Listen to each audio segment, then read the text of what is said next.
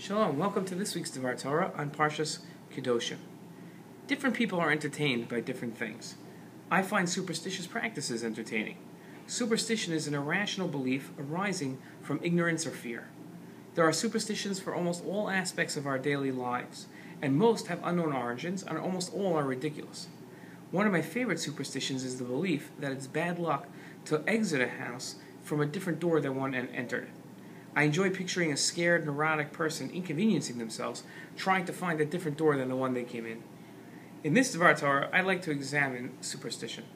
I'd like to show how irrational acts can sometimes control us. I'd like to explain what the allure of superstition is. To explain the prohibition of superstition, I'll juxtapose these forbidden superstitious actions with the mitzvah of Orla. I hope the reader gains an appreciation and the viewer gains an appreciation for putting our faith in God by acting in a rational manner from this Dvar Torah. In our Sedra, we learn about the mitzvah of Orla.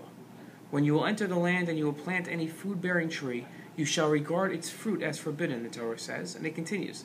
For 3 years it shall be closed off to you. It shall not be eaten. On the 4th year, all of its fruit shall be sacred upon which to say praise of Hashem. And on the 5th year, you may eat its fruit, so that it will increase its produce for you. I am Hashem your God. The mitzvah of Orla requires us to recognize that God controls nature, and it is to Him that we owe our praise for the fruits. Our Sedra also includes the prohibition of superstition. Superstitious practices are not acts that affect change, but rather acts of foolishness created to fool man into thinking that fantastical customs actually work. The allure of superstition is the thought that we can avoid the ways of the world, the cause and effect nature of man's existence, and take a shortcut to succeed in life. To stay aware of God's existence and to live among the laws God created, He forbade us from living in the fallacy that superstition helps. In our Sedra, we find the mitzvah of Orla and the prohibition of superstition placed next to each other, with Orla almost introducing the prohibition of superstition. Excuse me. What message did Hashem mean to send by placing the laws of Orla, waiting 4 years before partaking of the fruits of a new tree, and the laws prohibiting superstition next to each other? The chief fault in superstition is the abandonment of God and the placing of faith in random acts of irrational practices. The chief benefit in observing the mitzvah of Orla is recognizing that Hashem controls all aspects of nature. By not eating the fruits of a tree for the first 3 years, man shows that he recognizes that God is in control.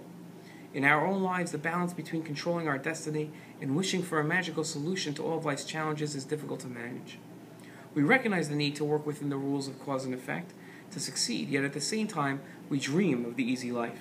In placing the mitzvah of Orla as an introduction to superstition, Hashem sends the message that personal responsibility is the key to success in this world, and not irrational shortcuts. Shabbat Shalom.